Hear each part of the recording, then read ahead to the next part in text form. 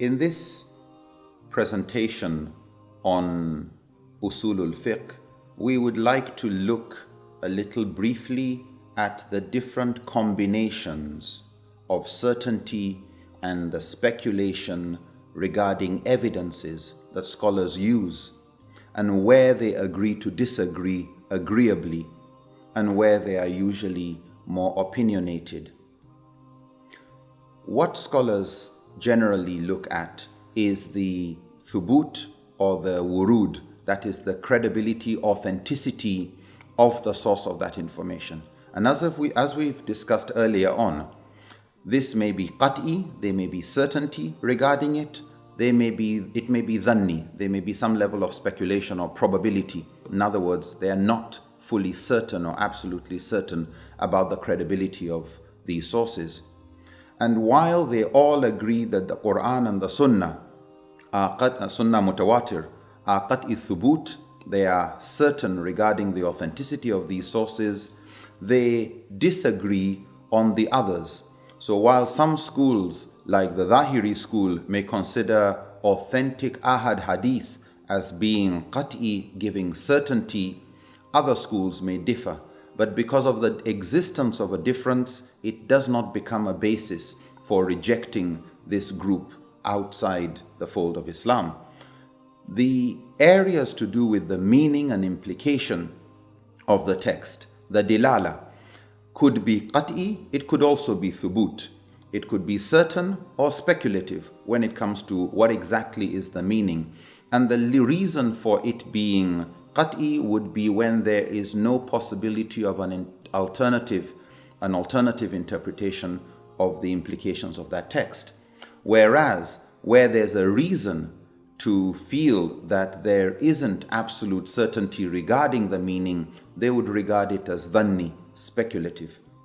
So you could have qat'i thubut and qat'i dilala, that is certainty regarding the authenticity. In other words, the instructions come from the Quran or from the Sunnah, mutawatir, and qat'i dilala, that is the meaning is also certain.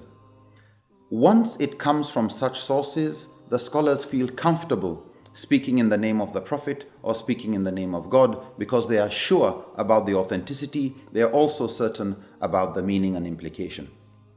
Sometimes, however, it may be from the Quran and Sunnah mutawatir, it's qat'i thubut, but it is dhannil dilala.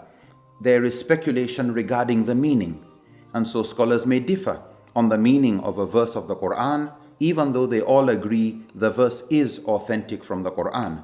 And so we find certain debates among scholars based on how they interpret the verse of the Quran. Sometimes the evidence is dhanni thubut. It comes from sources that there is some disagreement about regarding the certainty of these sources, whether it is single-chained hadith, whether it is qiyas or ijma or the opinion of Sahaba and other sources or tools of ijtihad, where there is some level of speculativeness regarding the credibility, reliability or authenticity of this information. So the thubut may be dhanni, it may be speculative, even though the meaning is qat'i, they are certain about it. So in such cases, you would also have differences of opinion among scholars because they disagree regarding the credibility of the information, even if the implication is clear. Where, however, there is disagreement regarding the authenticity, that is, the thubut is also dhanni. So there's dhanni thubut and also dhanni dilala, that the meaning and implication is also speculative. You find the greatest amount of disagreement among scholars.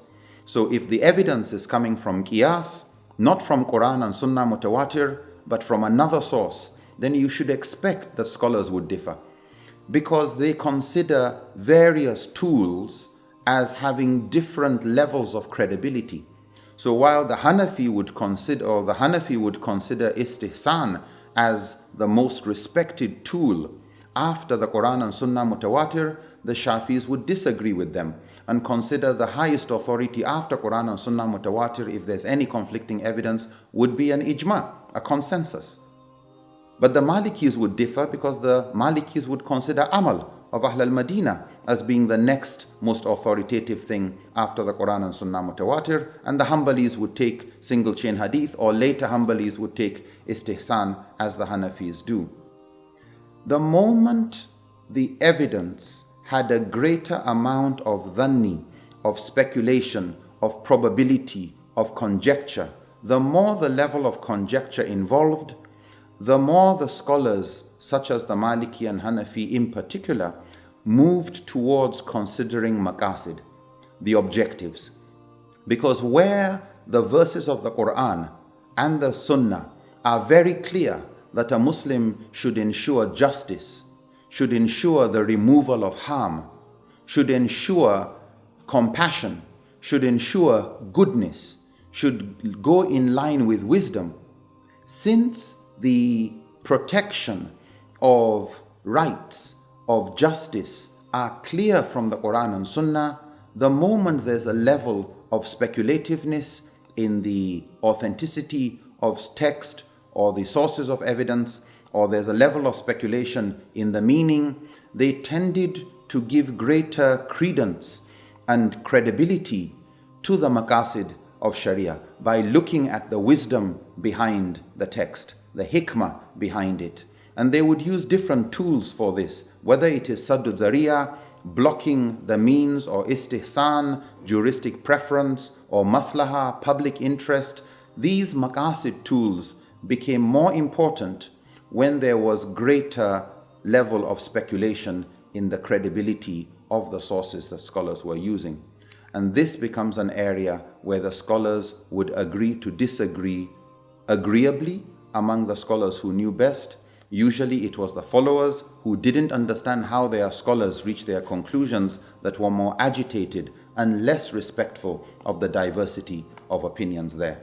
So where there's a level of speculation, it is important that people tread carefully when deciding on a verdict being halal or haram, for the fear of speaking in God's name or making something prohibited when it's actually permissible, or vice versa.